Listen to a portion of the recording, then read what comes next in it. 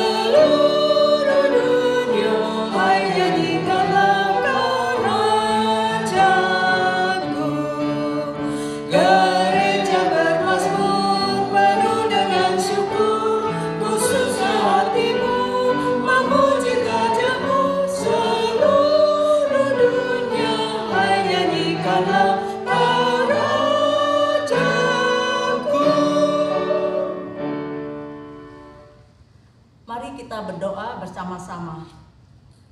Tuhan pencipta langit dan bumi, Allah yang kami sembah di dalam Yesus Kristus, syukur kami naikkan kepadamu atas hidup dan anugerah yang Kau berikan.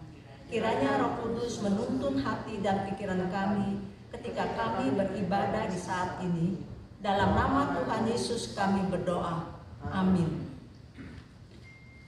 Jemaat yang terkasih, pertolongan kepada kita adalah di dalam nama Tuhan yang menjadikan langit dan bumi, yang tetap setia untuk selama-lamanya dan tidak meninggalkan perbuatan tangannya. Ibadah saat ini terjadi dalam nama Bapa, Putranya Yesus Kristus dan Roh Kudus.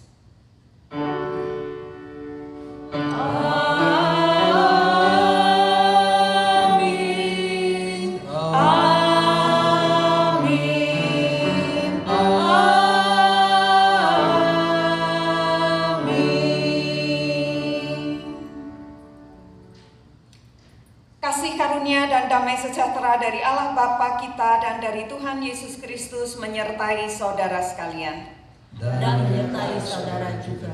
Jemaat dipersilakan duduk. Nats pembimbing pada sore hari ini diambil dari Mazmur 30 ayat 2 sampai 12 yang akan kita bacakan serta berbalasan. Tuhan Allahku, kepadamu aku berteriak minta tolong dan Engkau telah menyembuhkan aku. Tuhan, Engkau mengangkat aku dari dunia orang mati. Engkau menghidupkan aku di antara mereka yang turun ke liang kubur. Nyanyikanlah mazmur bagi Tuhan, hai orang-orang yang dikasihinya, dan persembahkanlah syukur kepada namanya yang kudus. Sebab sesaat saja ia murka, tetapi seumur hidup ia murah hati.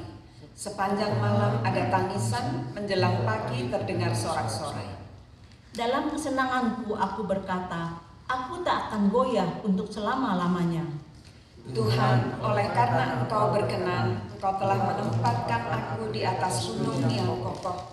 Ketika Engkau menyembunyikan wajah-Mu, aku terkejut. Kepadamu ya Tuhan, aku berseru, dan kepada Tuhanku aku memohon. Apakah untungnya kalau darahku tertumpah, kalau aku turun ke dalam lubang kubur? Dapatkah debu bersyukur kepadamu dan memberitakan kesetiaan-Mu? Dengarlah Tuhan, dan kasihanilah aku Tuhan, jadilah penolongku. Aku yang meratap telah Kau ubah menjadi orang yang menari-nari. Kain kabungku telah Kau buka, pinggangku Kau ikat dengan sukacita. Supaya jiwaku menyanyikan mazmur bagimu, dan jangan berdiam diri. Tuhan Allahku, untuk selama-lamanya aku mau menyanyikan syukur bagimu. Jemaat sekalian, mari kita tundukkan kepala, kita mau mengaku dan menyesali dosa kita di hadapan Tuhan. Dan saya memberi kesempatan kepada saudara-saudara untuk menundukkan kepala, mengakui segala dosa dan pelanggaran saudara secara pribadi di hadapan Tuhan. Dan nanti saya akan menutup pengakuan dosa tersebut. Mari kita berdoa.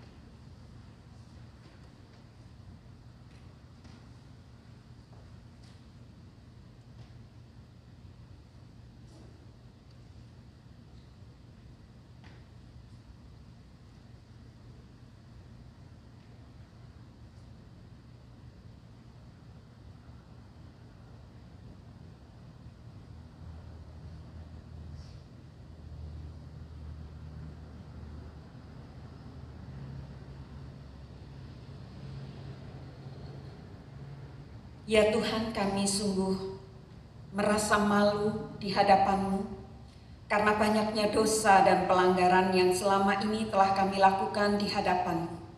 Sementara kami merasakan betapa Tuhan sangat mengasihi kami, selalu menyatakan cinta kasih, anugerah dan pengampunan-Mu bagi kami. Tetapi kami selalu saja mengecewakan Tuhan dengan segala perilaku, tutur kata, cara berpikir kami yang tidak seturut dengan kehendak Tuhan, yang tidak mencerminkan kasih dan kehadiran Tuhan dalam hidup dan keseharian kami. Ampuni kami juga yang seringkali putus asa, lemah dan tidak berdaya ketika kami diperhadapkan dengan berbagai macam kesulitan dan pergumulan. Kami seringkali lalu berpikir dan mengandalkan akal, pikiran dan logika kami. Kiranya ya Tuhan, saat ini anugerah pengampunan-Mu kembali boleh Engkau nyatakan kepada kami, dan kami boleh ditebus dari segala dosa dan pelanggaran kami. Kami boleh disucikan, dan dengan penyucian yang Tuhan berikan kepada kami boleh memulai suatu kehidupan yang baru, hidup di dalam Tuhan, hidup yang penuh kasih dan pengampunan, hidup yang teguh di dalam panggilan kekristenan kami. Kami mau serahkan hidup kami ke depan dalam tangan kasih-Mu. Kami bersyukur untuk pengampunan yang Tuhan berikan kepada kami. Dalam Yesus Kristus, amin. Jemaat minta bangkit berdiri.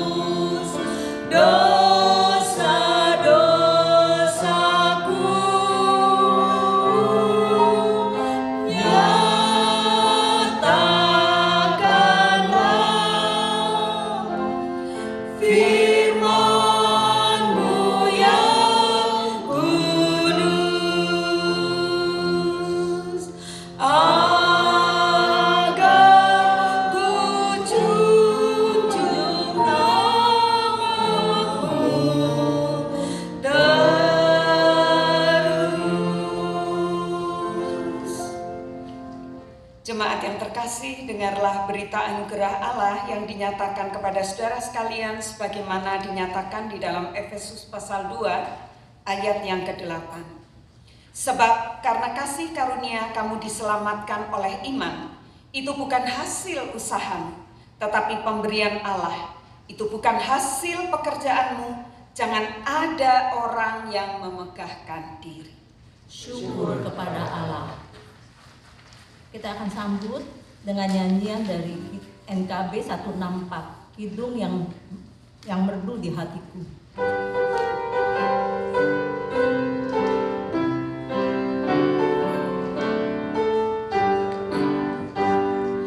Nada-nada sumbang dan sendu disebabkan dosaku. Yesus sudah menggantikannya jadi kidung yang merdu. Kita boleh tetap berdiri. Yesus, nama Yesus indah dan merdu, memberikan kidung yang mengisi hidupku. Riang atas limpah rahmat-Nya, dalam kasih-Nya teduh, sambil terus memandang wajah-Nya, ku nyanyikan kidungku. Yesus, nama Yesus indah dan merdu, memberikan kidung yang mengisi hidupku. Bila ku dirundung kemelut pencobaan yang berat, hatiku tak takut dan kecut, karena Tuhanku dekat. Yesus, nama Yesus indah dan merdu, memberikan kidung yang mengisi hidupku. Nanti Dia akan menyambutku dalam kerajaan-Nya. Ku bersama-sama Tuhanku memerintah selamanya. Yesus, nama Yesus indah dan merdu, memberikan kidung yang mengisi hidupku. Jemaat sekalian, Tuhan sudah mengampuni dosa saudara dan saya. Semoga damai Kristus beserta dengan saudara sekalian. Dan besertamu juga. Salam damai. Jemaat dipersilakan dulu.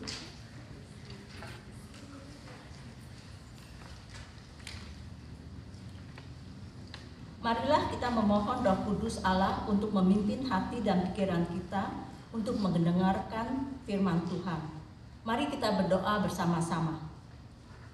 Ya Bapa, terima kasih untuk saat ini kami diberi kesempatan untuk membaca, mendengarkan dan mempelajari firman-Mu. Bukalah mata hati kami dengan Roh Kudus-Mu, supaya kami mampu memahami firman-Mu dan melakukan dalam hidup kami setiap hari. Dalam nama anak-Mu Yesus Kristus kami berdoa. Amin.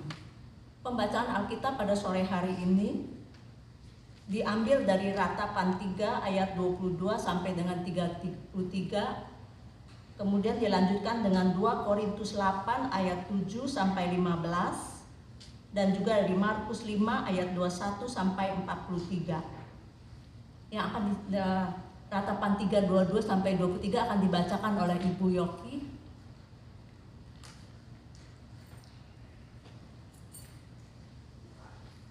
Dan yang dari 2 Korintus 8 ayat 7 sampai 15 akan dibacakan oleh Ibu Rosa.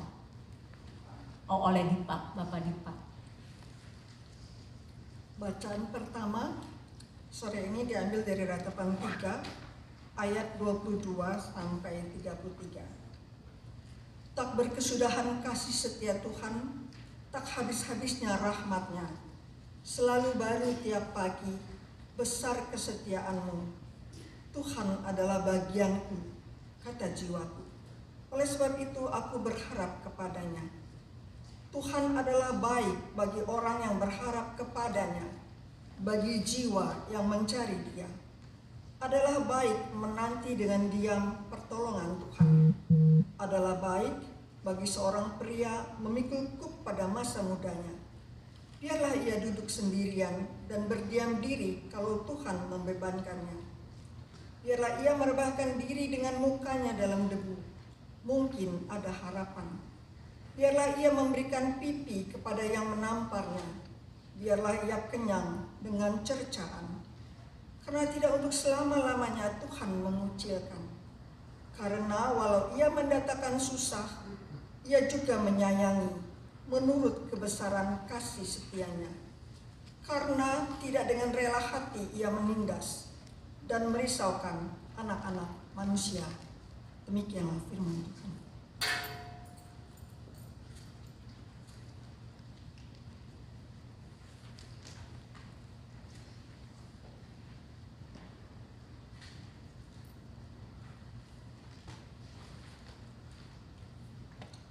Corinthians verse 7 to 15.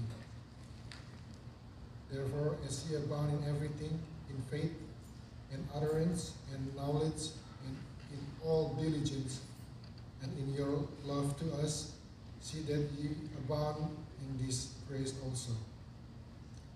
I speak not by commandment, but by occasion of the forwardness of others, and to prove the sincerity of your love.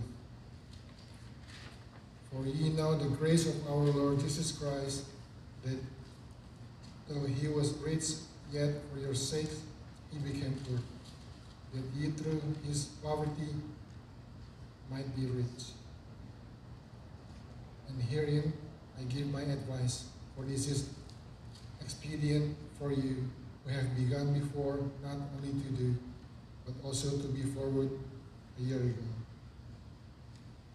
Now therefore perform the doing of it, that as there was readiness to will, so there may be performance also out of that which ye have. For it there be first a willing mind, it is accepted according to that a man had, and not according to that he had not. For I mean not that other men be eased and ye be burdened, but by an equality, that now at this time your abundance may be a supply for your want, that their abundance also be a supply for your want, that there may be equality. As it is written, he that had gathered much had nothing over, and he that had gathered little had no lack.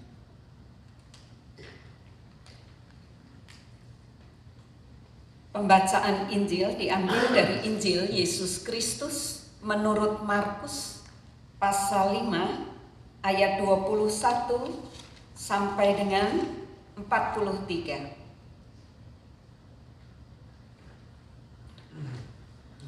Sesudah Yesus menyeberang lagi dengan perahu, orang banyak berbondong-bondong datang lalu mengerumuni Dia sedang Ia berada di tepi danau. Datanglah seorang kepala rumah ibadat yang bernama Yairus. Ketika ia melihat Yesus, tersungkurlah ia di depan kakinya dan memohon dengan sangat kepadanya, "Anakku perempuan sedang sakit, hampir mati. Datanglah kiranya dan letakkanlah tanganmu atasnya, supaya ia selamat dan tetap hidup." Lalu pergilah Yesus dengan orang itu. Orang banyak berbondong-bondong mengikuti Dia dan berdesak-desakan di dekatnya. Adalah di situ seorang perempuan yang sudah 12 tahun lamanya menderita pendarahan. Ia telah berulang-ulang diobati oleh berbagai tabib, sehingga telah dihabiskannya semua yang ada padanya. namun sama sekali tidak ada faedahnya. Malah sebaliknya, keadaannya makin memburuk. Dia sudah mendengar berita-berita tentang Yesus. Maka di tengah-tengah orang banyak itu, ia mendekati Yesus dari belakang dan menjamah jubahnya. Sebab katanya, asalku jamah saja jubahnya, aku akan sembuh. Seketika itu juga berhentilah pendarahannya dan ia merasa bahwa badannya sudah sembuh dari penyakitnya. Pada ketika itu juga Yesus mengetahui bahwa ada tenaga yang keluar dari dirinya. Lalu ia berpaling di tengah orang banyak dan bertanya, "Siapa yang menjamah jubahku?" Murid-muridnya menjawab, "Engkau melihat bagaimana orang-orang ini berdesak-desakan dekatmu dan engkau bertanya, siapa yang menjamah aku?" Lalu ia memandang sekelilingnya untuk melihat siapa yang telah melakukan hal itu. Perempuan itu yang menjadi takut dan gemetar ketika mengetahui apa yang telah terjadi atas dirinya, tampil dan tersungkur di depan Yesus dengan tulus memberitahukan segala sesuatu kepadanya. Maka katanya kepada perempuan itu, "Hai anakku, imanmu telah menyelamatkan engkau. Pergilah dengan selamat dan sembuhlah dari penyakit." Ketika Yesus masih berbicara, datanglah orang dari keluarga kepala rumah ibadat itu dan berkata, "Anakmu sudah mati. Apa perlunya lagi engkau menyusah-nyusahkan guru?" Tetapi Yesus tidak menghiraukan perkataan mereka dan berkata kepada kepala rumah ibadat, "Jangan takut, percaya saja." Lalu Yesus tidak memperbolehkan seorang pun ikut serta kecuali Petrus, Yakobus, dan Yohanes, saudara Yakobus. Mereka tiba di rumah kepala rumah ibadat, dan di sana dilihatnya orang-orang ribut, menangis dan meratap dengan suara nyaring. Sesudah ia masuk, ia berkata kepada orang itu, "Mengapa kamu ribut dan menangis? Anak ini tidak mati tetapi tidur." Tetapi mereka mentertawakan dia. Maka diusirnya semua orang itu, lalu dibawanya ayah dan ibu anak itu, dan mereka yang bersama-sama dengan dia masuk ke kamar anak itu. Lalu dipegangnya tangan anak itu, katanya, "Talitakum," yang berarti, "Hai anak, aku berkata kepadamu, bangunlah."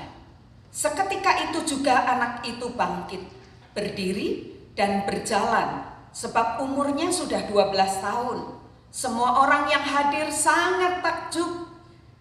Dengan sangat ia berpesan kepada mereka supaya jangan seorang pun mengetahui hal itu. Lalu ia menyuruh mereka memberi anak itu makan.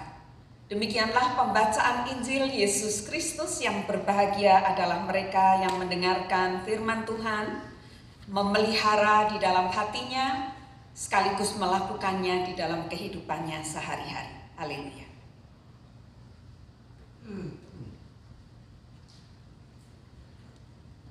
Saudara-saudara yang dikasihi Tuhan Yesus Kristus, saya tidak tahu apakah di antara saudara ada yang pernah menonton film John Q? Boleh angkat tangan? Wah, belum ada nih yang nonton. Ini film bagus sekali. Film ini, saudara-saudara, based on true story. Kalau tidak salah, ini kejadiannya di Toronto, kalau nggak salah. Mudah-mudahan saya benar. Kisah ini, film ini menceritakan mengenai seorang ayah bernama John Quincy Archibald yang diperankan oleh Denzel Washington. Suatu hari dia menerima kabar yang memilukan mengenai kondisi kesehatan putranya yang bernama Michael. Dan saat itu saudara-saudara, Michael tengah mengikuti pertandingan softball, tiba-tiba tidak sadarkan diri di tengah lapangan. Setelah dilakukan pemeriksaan oleh Dr. Raymond Turner, dia menyatakan bahwa Michael ini harus segera ditolong dan dia memerlukan transplantasi hati. Dan prosedur ini saudara-saudara akan memakan biaya kira-kira sebesar 200.000 US dollar. Lalu John Q berusaha bagaimana caranya untuk bisa mendapatkan uang sebesar itu, dan dia menaruh harapan besar pada asuransi yang didaftarkan oleh perusahaannya. Tapi yang dia dapat ternyata adalah kekecewaan karena asuransinya tidak bisa memenuhi kebutuhan itu. Tidak ada pilihan lain bagi John Q dan sang istri Dennis selain mereka harus bekerja dengan sangat keras untuk bisa mendapatkan uang itu. Tapi pada waktu yang hampir bersamaan, pihak rumah sakit justru sedang berusaha untuk memulangkan Michael. Kenapa? Karena John tidak segera memenuhi pembayaran yang sudah disepakati sebelumnya. Lalu saudara-saudara, berbekal sepucuk senjata api, John Q kembali ke rumah sakit untuk menyandra Dr. Raymond dan beberapa staf di rumah sakit. John Q meminta supaya Dr. Raymond ini segera memasukkan nama Michael ke dalam daftar penerima transplantasi hati. Kisah memilukan yang dituturkan oleh John Q ini kemudian membuat para sandera, jadi ya dokter, ya perawat, ya staf di rumah sakit itu, termasuk ada beberapa pasien di rumah sakit itu yang jadi tersentuh gitu dengan cerita yang disampaikan sepanjang John Q ini menyandera mereka. Bahkan sampai akhirnya saat John kemudian membebaskan beberapa sandera, ada yang sempat menolak juga dibebaskan gitu ya, karena rasanya pengen bersama-sama berjuang dengan John Q. Dan pada akhirnya, singkat kata saudara-saudara, memang para sandera ini kemudian memang mendukung John Q untuk menyelamatkan Michael. Dan meskipun John Q sendiri akhirnya dia harus masuk penjara karena menyandra dokter dengan beberapa staf di rumah sakit, tetapi anaknya diselamatkan. Akhirnya anaknya selamat. Yang saya ingin mau sampaikan saudara-saudara melalui kisah ini adalah bagaimana orang tua, yang namanya orang tua, itu kalau anaknya sakit, apapun akan dilakukan, apapun akan diperjuangkan. Mungkin ketika kita masih anak-anak, kita merasa ya memang sudah seharusnya orang tua begitu. Tapi ketika kita sudah jadi orang tua, lalu anak kita sakit, saya kira di sini Bapak Ibu yang punya anak nggak ada ya yang anaknya nggak pernah sakit ya. Pasti semua pernah sakit, yang demam, yang apa gitu kan. Kita sering kali, apalagi seorang ibu gitu. Saya ingat almarhum mamah itu dulu ketika kami kecil-kecil dan sakit, kelas 6 SD saya harus masuk rumah sakit karena sakit mah dan kambuhnya agak parah, kadang-kadang saya sampai pingsan gitu. Itu mama itu selalu bilang, "Mbok mama aja yang sakit, jangan kamu." Gitu ya. Kita sebagai orang tua sering gitu ya. Kalau bisa jangan anak yang sakit, kita aja. Mamahnya aja yang sakit, jangan anaknya. Jadi dia akan melakukan apapun untuk menyelamatkan anaknya. Dan inilah saudara-saudara yang dilakukan oleh Yairus. Saudara bayangkan, Yairus ini adalah seorang pemuka agama yang pada waktu itu notabene pemuka agama adalah berada dalam posisi yang berhadap-hadapan dengan Yesus. Selalu cari masalah, cari kesalahan Tuhan Yesus. Sehingga apa yang dilakukan oleh Yairus ini sangat tidak wajar, tidak biasa. Dan resikonya besar bagi Yairus. Dia bisa dimusuhi oleh teman-temannya. Karena sebagai pemuka agama, dia berasal dari suku Lewi. Dan mereka menempatkan Yesus itu dalam tanda kutip sebagai musuh. Tapi dalam keadaan ketika anak Yairus yang berusia 12 tahun itu sakit, Yairus memberanikan diri untuk datang kepada Yesus. Dengan segala risiko dan konsekuensi yang harus dia terima. Demi apa? Demi kesembuhan anaknya. Sementara saudara-saudara, ketika itu Tuhan Yesus baru kembali dari Gerasa dan masih di tepi danau. Tetapi orang banyak pada waktu itu datang berbondong-bondong mengerumuni Yesus. Mudah ditebak apa yang terjadi, saudara-saudara. Mereka pasti tertarik untuk mendengarkan pengajaran Yesus dan mujizat yang dilakukannya. Di tengah kerumunan orang banyak itu, Yairus berusaha menembus supaya bisa sujud di hadapan Yesus. Dia, saudara-saudara, yang pemuka agama, punya posisi di bait Allah, bukan hanya datang menemui Yesus, tapi dia datang bersujud di hadapan Yesus, memohon agar Yesus meletakkan tangan ke atas anaknya yang saat itu sedang dalam keadaan sekarat. Tetapi saudara-saudara, sekalipun kondisi yang dihadapi oleh anak Yairus ini sangat mengkhawatirkan,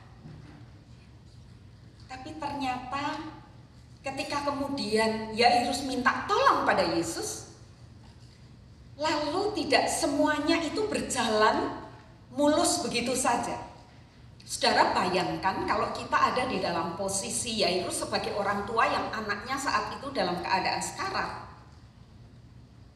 Apa yang kita ingin supaya Tuhan Yesus lakukan? Segera, as soon as possible. Pokoknya secepatnya, ya kan? Tapi apa yang dihadapi oleh Yairus dan Tuhan Yesus ketika itu? Dalam perjalanan, ternyata ada kendala yang dihadapi, yaitu ada perempuan yang membutuhkan pertolongan Tuhan Yesus. Perempuan yang sudah mengalami sakit perdarahan selama 12 tahun lamanya. Gak main-main. Kalau orang sakit, saudara-saudara, 1 hari aja rasanya bertahun-tahun, lama banget. Ini 12 tahun mengalami pendarahan. Dan ketika halangan itu, kendala itu dihadapi oleh Yairus nggak lalu komplain, nggak lalu ngomel-ngomel, nggak lalu marah. Dan kita menyaksikan bagaimana dalam perjalanan untuk menjumpai anak Yairus ini, mujizat terjadi.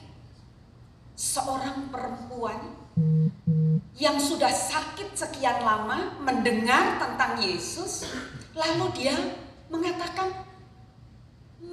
menyentuh jubahnya pun bagi dia sudah cukup, dan dia yakin dengan menyentuh jubahnya Dia yakin dia akan sembuh.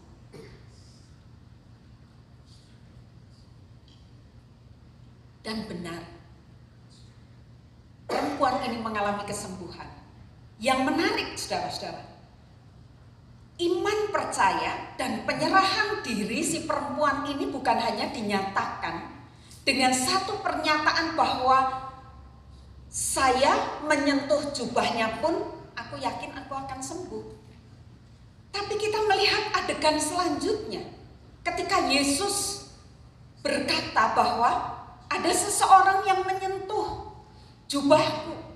Ada kekuatan yang keluar dari diri Yesus. Dan dia bertanya kepada para murid, lalu para murid kira-kira kalau pakai bahasanya kita mungkin kira-kira bahasanya begini. Bagaimana kita bisa ngerti orang sebanyak ini? Kok kamu masih nanya gitu, siapa yang menyentuh? Kira-kira kalau perempuan itu gak punya iman yang percaya betul sama Yesus gitu ya, bisa gak dia gak usah ngaku? Bisa, tinggal pergi aja, orang banyak ada di situ kok. Tapi karena dia memiliki iman percaya yang sungguh-sungguh kepada Yesus, dan dia tahu bahwa Yesus tahu, maka dia kemudian juga tersungkur di hadapan Yesus. Yang menyentuh jubah. Lalu saudara-saudara, Tuhan Yesus mengatakan iman menyembuhkan engkau. Dan kita menyaksikan kembali lagi kepada Yairus. Bagaimana kemudian dan apa yang terjadi kemudian? Anak Yairus meninggal dunia. Kadang-kadang saudara-saudara kalau kita membawa seseorang ke rumah sakit dalam keadaan kritis, kita pengen dia cepat-cepat menolong. Kalau dia nggak cepat-cepat nolong, kita ngomel, marah, mungkin komplain, dan lain sebagainya. Orang-orang Yairus datang dan mengatakan, udah percuma datang. Tapi Tuhan Yesus mengingatkan Yairus, percayalah kepada. Dan Yairus, saudara-saudara, dalam ayat-ayat yang kita baca, tidak ada statement. Yairus itu lalu mengatakan, udah Tuhan sih.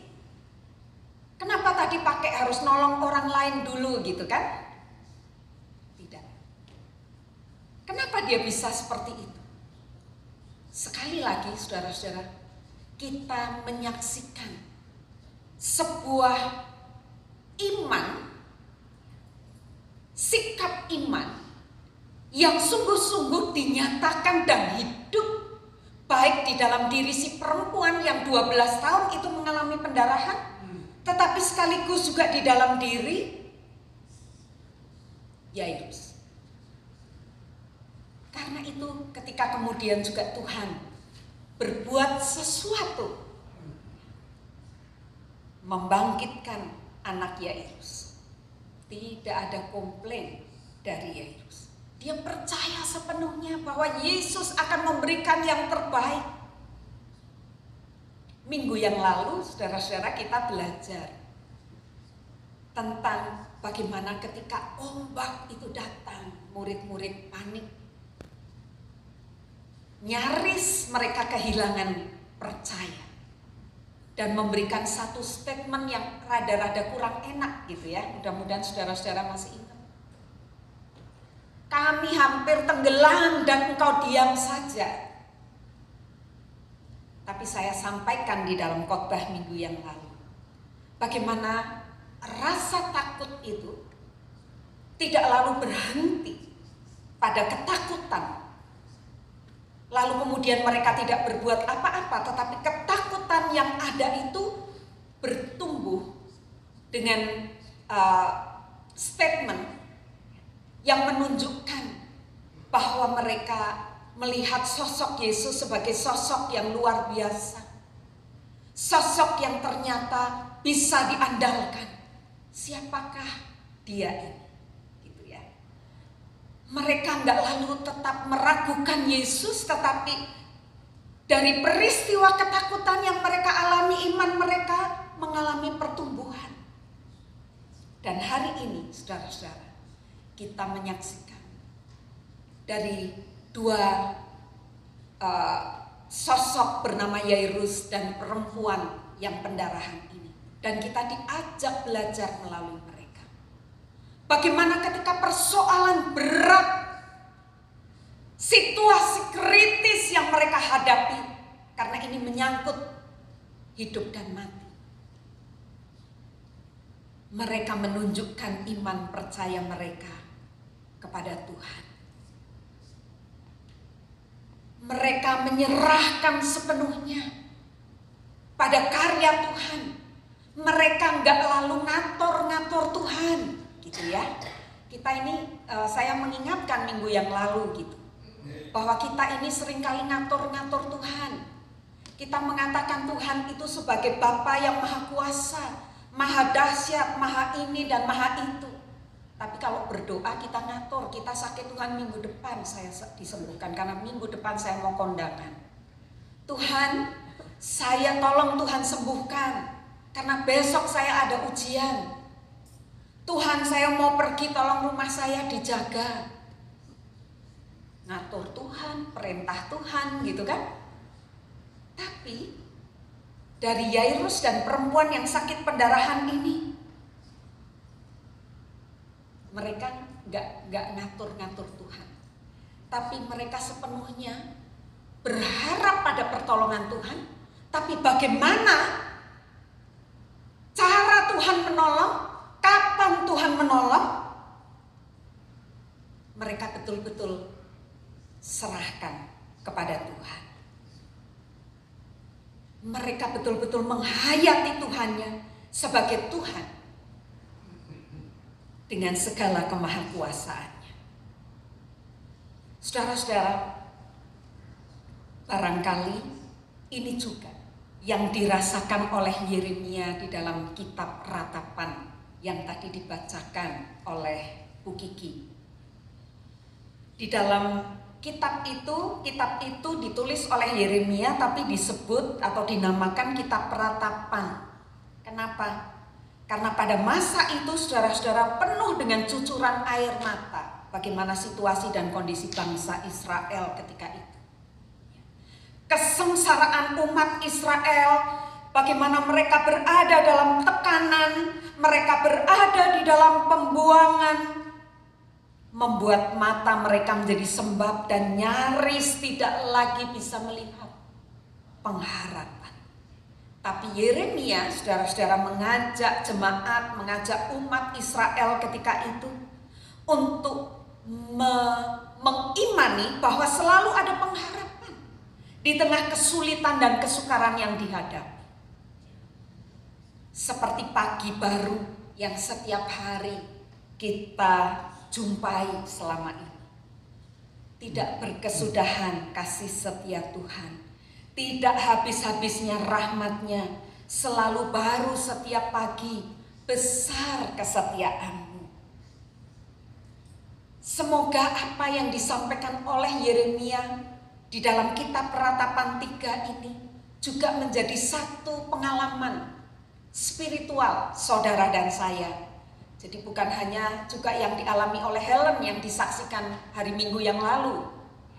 Kepada kita bagaimana di tengah segala kegalauan, kegundahan yang dialami, Helen merasakan bagaimana Tuhan bekerja di tengah kepanikan yang dia alami.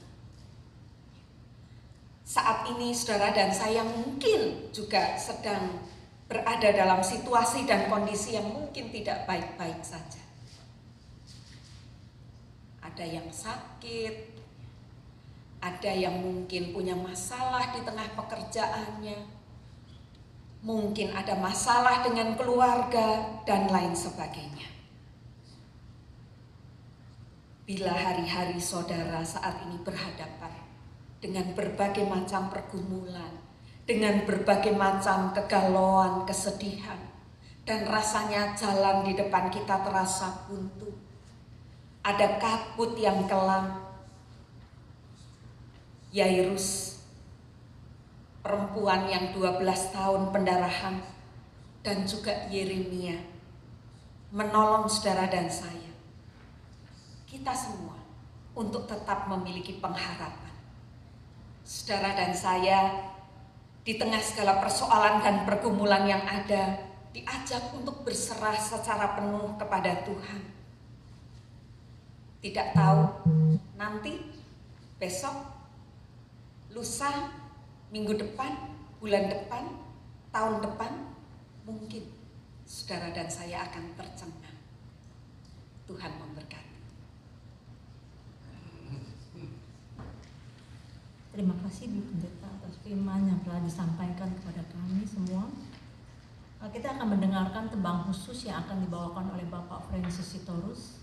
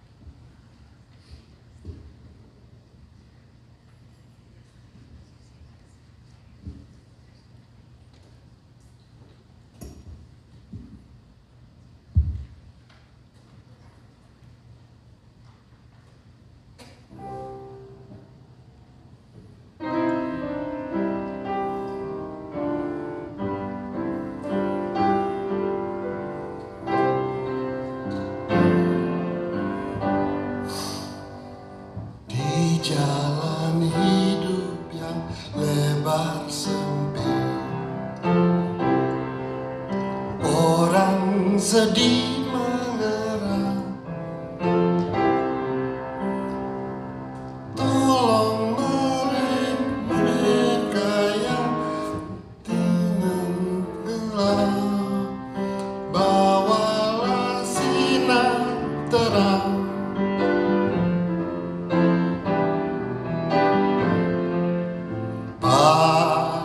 Pakailah aku jalan berkat-Mu,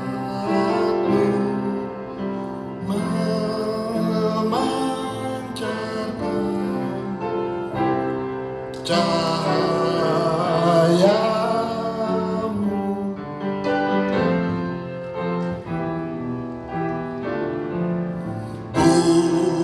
Buatlah aku saluran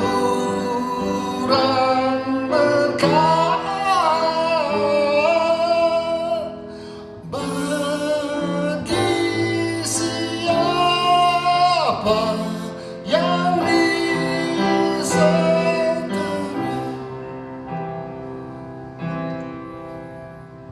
Wartakan Kristus dengan kasih-Nya, pengampunannya penuh.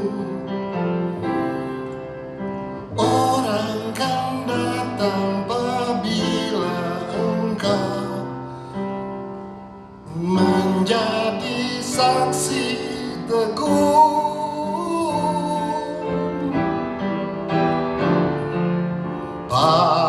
Pakailah aku jalan berkat-Mu, memancarkan cahaya-Mu.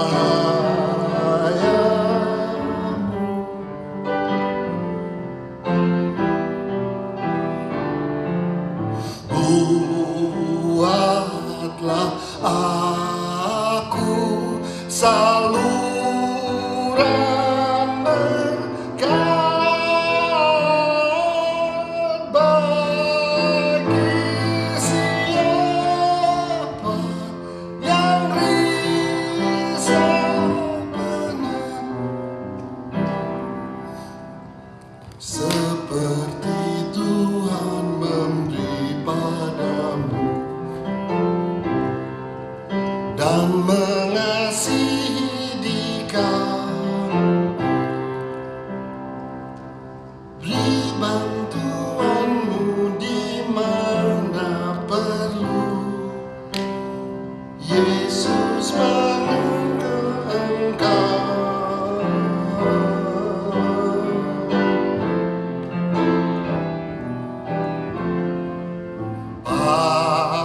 pakailah aku jalan berkat-Mu, memancarkan cahaya-Mu.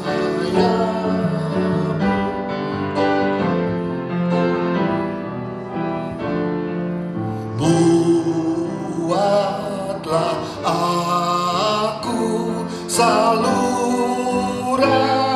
berkat bagi siapa yang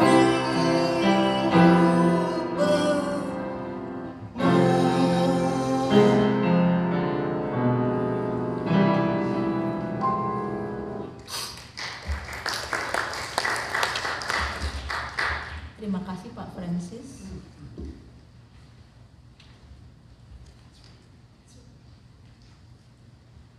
Marilah kita bangkit berdiri. Kita akan menyatakan pengakuan iman kita, rasuli kita dengan menyanyikan dari Kidung Jemaat 280. Aku percaya.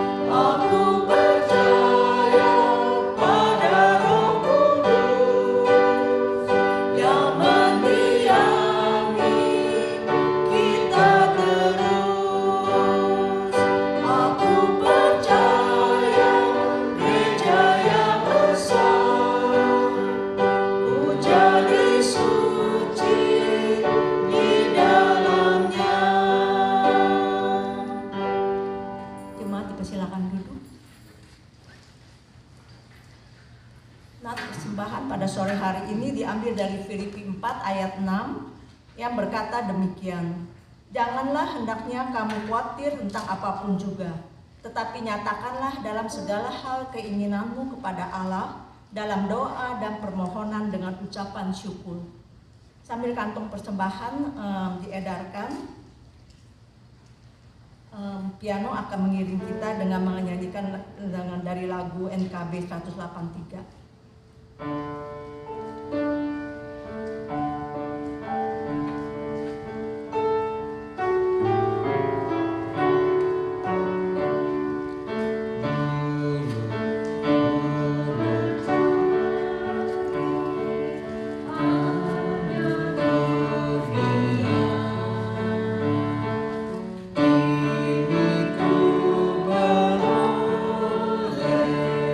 yang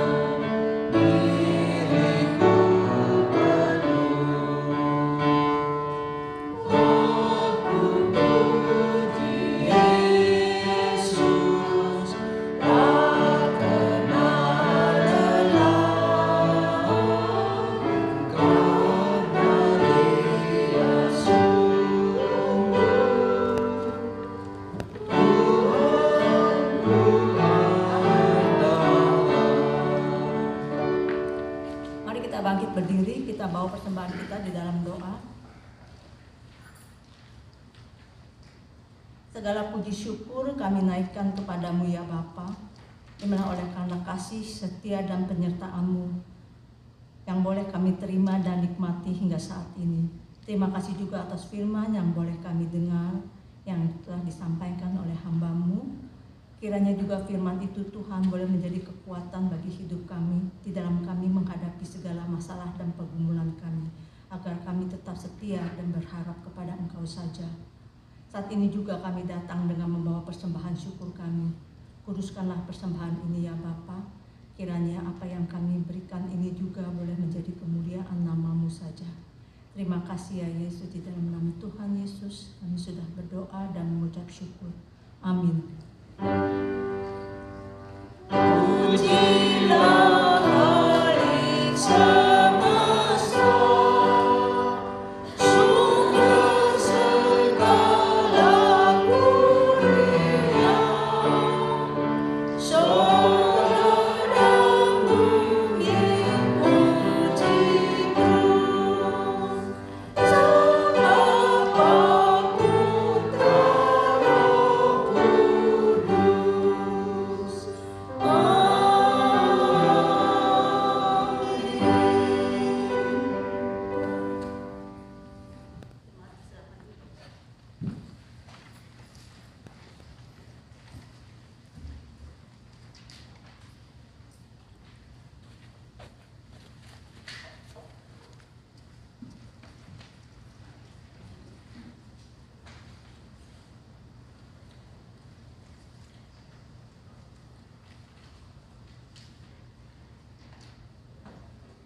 Warta jemaat pada hari ini, terima kasih atas firman yang telah disampaikan oleh pendeta ini, dan juga kepada semua jemaat yang ikut terlibat di dalam ibadah ini sehingga boleh berjalan sesuai dengan kehendak Tuhan. Minggu depan kita akan melakukan ibadah perjamuan kudus yang akan dibawakan oleh Reverend Bob Yule, bukan Jesse Larson ya. Dibawakan oleh Bob Jule, dan juga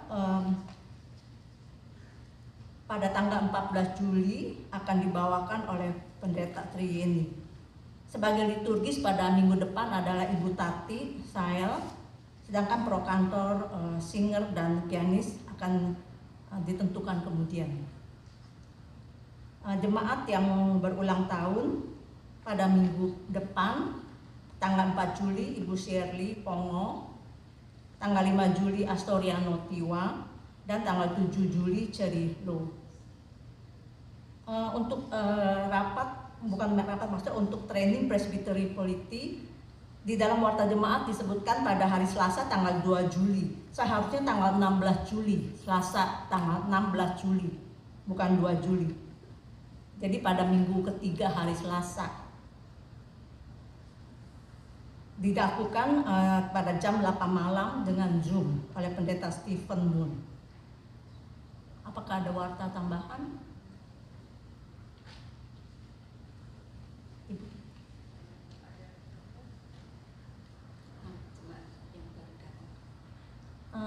Kami mohon pada jemaat yang pada hari ini hadir, yang baru pertama kali hadir, kami melihat ada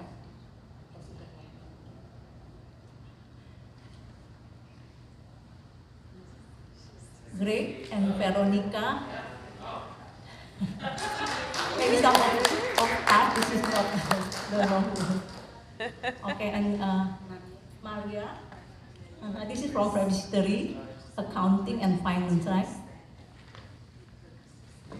I'm Maria from the Presbytery, and I've been working with Tommy. Thank you. Thank you. Kita akan menaikkan doa syafaat seperti biasa. Kita akan menutup nanti doa syafaat dengan menyanyi bersama-sama doa Bapa kami. Mari kita berdoa. Terima kasih Tuhan untuk firman-Mu yang mengajak kami untuk belajar dari Yeremia, belajar dari Yairus, tetapi juga dari perempuan yang sakit pendarahan selama 12 tahun. Bagaimana di tengah segala pergumulan, situasi kritis yang mereka hadapi, mereka tetap memiliki pengharapan di dalam Tuhan. Kiranya kami pun juga demikian. Kehidupan kami bukan kehidupan yang mudah, banyak persoalan dan pergumulan yang harus kami hadapi, silih berganti datang, dan kadangkala kami merasa terus-menerus masalah demi masalah menghampiri hidup kami. Tapi biarlah kami kiranya juga tidak kehilangan harapan, kami tetap menggantungkan pertolongan kepada Tuhan, seraya kami berusaha melakukan apa yang bisa kami lakukan, tetapi di balik semuanya itu kami boleh membuka diri untuk menyerahkan Tuhan bekerja di tengah semua persoalan yang kami hadapi. Biarlah iman kami boleh terus diteguhkan, dikuatkan dalam hari-hari kami ke depan. Kami berdoa secara khusus untuk saudara-saudara kami yang saat ini dalam keadaan kurang baik. Didi sekeluarga, Didi, Ica, dan anak-anak, Tuhan berkati mereka yang terkena COVID. Kiranya Tuhan berkenan untuk memulihkan Didi dan keluarganya sehingga ketika mereka boleh sehat, mereka boleh berkumpul kembali, bersekutu bersama-sama dengan kami pada setiap hari Minggu atau dalam kegiatan-kegiatan yang lain. Kami berdoa untuk Om Edi Yehosua, untuk Om Lois, untuk Pak Francis yang masih sering sakit kepala, Pak Erianto yang pinggang dan tangannya sakit. Kami berdoa untuk keponakan Bu Kiki, Ibu Heni. Kami berdoa untuk Bu Heni. Kami berdoa untuk Bu Mida, untuk Tante Stan, juga Alma yang masih sakit tangannya. Tuhan, Engkau melawat mereka satu persatu, jamahlah mereka sehingga mereka boleh mengalami kuasa Tuhan, kesembuhan dari apa yang mereka derita selama ini. Kami mau percayakan keluarganya juga dalam tangan kasih Tuhan. Pakailah mereka menjadi alat untuk menyatakan cinta kasih dan pemeliharaan Tuhan juga bagi mereka yang saat ini dalam keadaan sakit. Kami berdoa juga untuk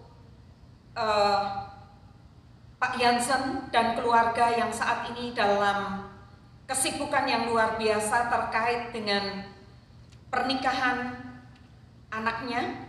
Kiranya Tuhan menolong supaya segala sesuatunya boleh berjalan baik dan lancar. Kami berdoa untuk rencana kedatangan dari keponakan Pak Victor dan Bu Ganda, yaitu Efran dan Brili. Kiranya semuanya juga boleh Tuhan lancarkan, boleh menjalani studi dengan baik di Amerika ini. Kami berdoa untuk juga peperangan atau situasi sosial politik yang kurang kondusif terjadi di beberapa negara. Kiranya Tuhan juga memberkati, menolong supaya negara yang saat ini berada dalam situasi sosial politik yang kurang baik, bahkan peperangan, mereka boleh ditenangkan dan mereka boleh menikmati situasi dan kondisi yang aman dan nyaman, sehingga rakyatnya juga boleh bekerja dengan baik, menjalankan aktivitasnya dengan lancar. Kami mau menyerahkan seluruh syafaat kami ini dalam tangan Tuhan. Mohon kiranya Tuhan melengkapi dan menyempurnakan seluruh syafaat kami. Kami menyerahkan seluruh jemaat GKI Sacramento juga dalam pemeliharaan tangan kasih Tuhan. Ya Tuhan, kami mau menutup syafaat kami dengan bersama-sama menaikkan doa Bapa kami.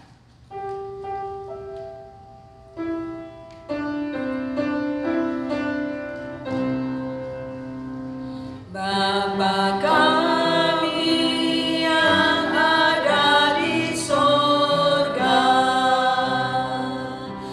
dikuduskanlah namamu, datanglah kerajaanmu, jadilah kehendakmu di bumi seperti di sorga.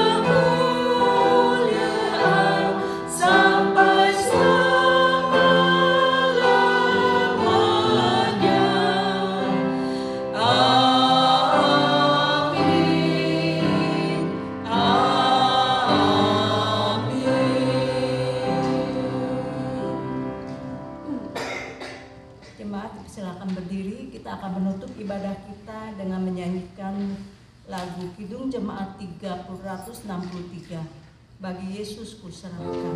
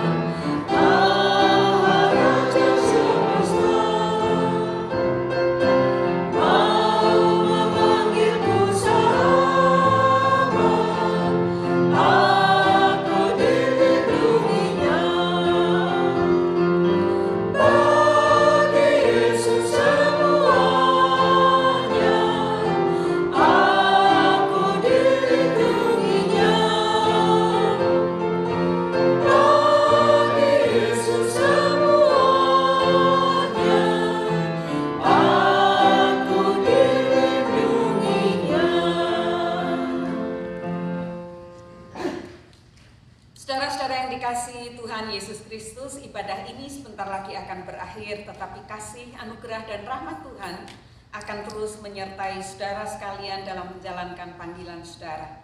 Terimalah berkat Tuhan.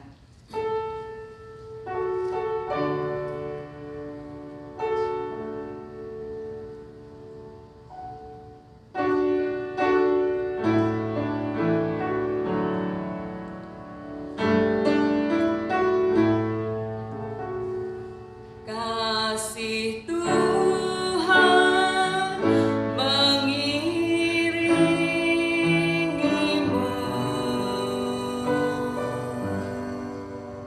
dan sayapnya melindungimu.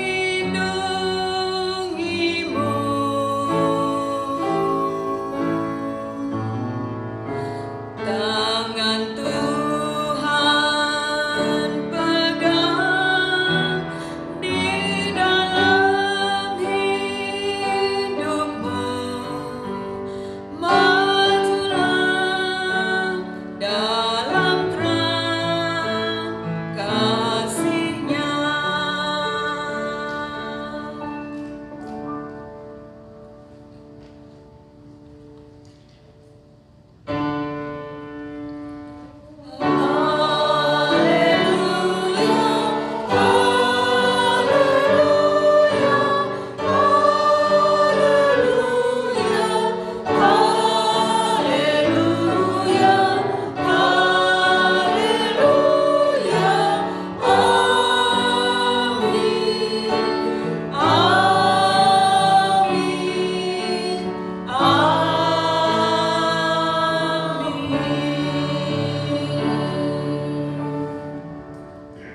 Mari silakan duduk, ibadah telah selesai, kita akan masuk mengambil saat teduh sebentar.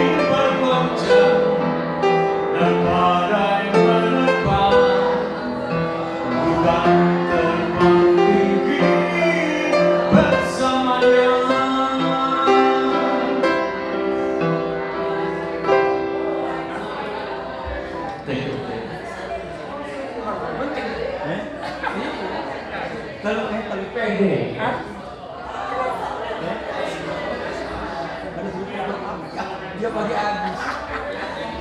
Bagus. Tentara